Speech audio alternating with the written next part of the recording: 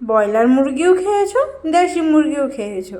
চলো আজকে খাওয়াই একটা অন্যরকম মুরগি। না না, আমি খাওয়াবো না, আমি রান্না করব, বাদ বাকিটা তোমরা রান্না করে তারপর খাবে।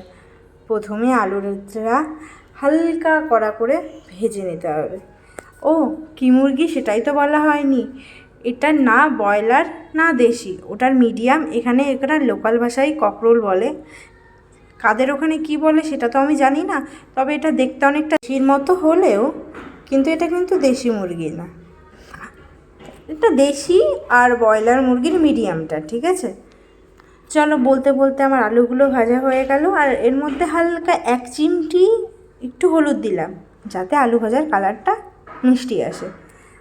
আলুটা ভাজতে ভাজতে আর একটা কথা বলে দিই, এই মুরগিটার টেস্ট কিন্তু প্রায় দেশির মতো, ব্রয়লার মুরগির থেকে অনেকটা উন্নত। তাই একবার হলেও এই মুরগিটা টেস্ট করে দেখো, আশা করি খারাপ লাগবে না। বলতে বলতে আমার আলুগুলোও ভাজা হয়ে গেল।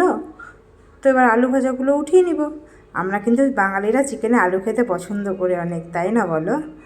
চলো, এর মধ্যে আরেকটু তেল দিয়ে গোটা গরম মশলা যেমন দারচিনি, এলাইচি, বড় এলাইচি, গোলমরিচ আর লবঙ্গ, এই 2-4টে করে ফোড়নে দিব। তেলটা গরম হয়ে আসলে, তেলটা একদম গরম করে তারপরে গ্যাসের ফ্লেমটা একটু কমিয়ে তেলটা হালকা ঠান্ডা করে তারপরে ফোড়নটা দিব। নাহলে একদম ফুটন্ত গরম তেলে দিলে ফোড়নটা জ্বলে যেতে পারে, ওর মিষ্টি গন্ধটা আর এটার মধ্যে আসবে না।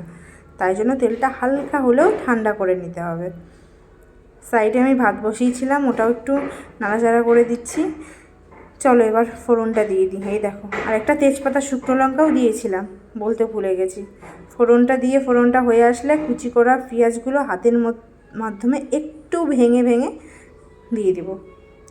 পেঁয়াজটা অনেকক্ষণ ধরে সময় নিয়ে লো টু মিডিয়াম ফ্লেমে ভাজতে হবে, যাতে পেঁয়াজটা পুড়েও না যায় আবার শক্তও না থাকে। ও, এখানে পেঁয়াজ ভাজা হয়ে গেলে এর মধ্যে টমেটো অ্যাড করছি। কেন এখন টমেটো অ্যাড করছি বলো তো? টমেটোর যেটা জলটা আছে ওটা পেঁয়াজের মধ্যে গিয়ে পেঁয়াজটা নরমও হয়ে যাবে, আর টমেটোর কাঁচা গন্ধটাও চলে যাবে। টমেটো হালকা ভাজা হয়ে গেলে এখানে ওই 4 চামচ মতো আদা, লঙ্কা আর রসুন একসাথে পেস্ট করেছিলাম, ওটা 4 থেকে 4.5 চামচ দিয়ে দিতে পারো।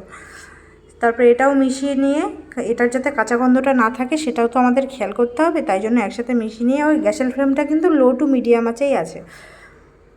যতক্ষণ এটা হয়ে যায় ততক্ষণ আমি আরেকটা গুঁড়ো মশলা রেডি করে নিচ্ছি। এর মধ্যে দিতে হবে 1 চামচ মতো শুকনো লঙ্কার গুঁড়ো, কাশ্মীরি শুকনো লঙ্কার গুঁড়ো, 1 চামচ ধনে গুঁড়ো, 1 চামচ জিরে গুঁড়ো আর 1 চামচ চিকেন মশলা। তো ওই সব কিছু দিয়ে ভালো করে নেড়ে হালকা একটু জল অ্যাড করতে হবে, নর্মাল জলই অ্যাড করতে পারো। আর একটু হলুদও দিয়ে দিয়েছিলাম।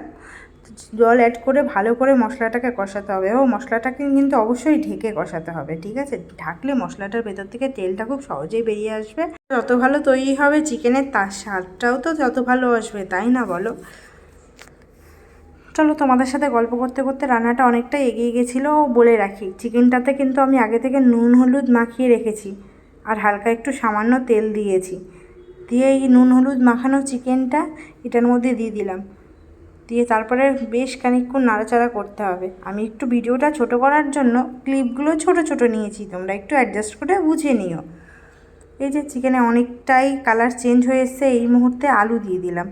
ওই 5 মিনিট কষানোর পরে তারপরে আলুটা দিলাম। আলুটাও তো বেশ বড় বড় করে কাটা আছে, ওটা সেদ্ধ হতেও টাইম লাগবে, তাই একসাথে দুটোকে কষিয়ে নেব। আমি ঢেকে ঢেকে অনেকক্ষণ ধরে কষিয়ে নেওয়ার পরে চিকেনটা যখন একদম শুকনো শুকনো হয়ে আসবে তারপরে আমি এখানে জল দিয়ে দিব। কারণ এটা তো দেশি মুরগির মতো, তাই একটু শক্ত হয় মাংসটা, যার জন্য একটু টাইম নিয়ে কষাতে হলো। এই যে ঝোলটা সুন্দর করে ফুটে এসেছে, এবার আমরা এখানে গরম মশলা অ্যাড করব। সানরাইজের শাহি গরম মশলাটাই নিয়েছি, তোমরা যে কোনো গরম মশলা দিয়ে এটা করতে পারো, তবে সানরাইজের শাহি গরম মশলার টেস্টটা অনেক ভালো। এই দেখো, এটা হচ্ছে আজকের চিকেনের ফাইনাল লুক। কেমন হয়েছে একবার বানিয়ে জানিও কিন্তু। চলো, টাটা।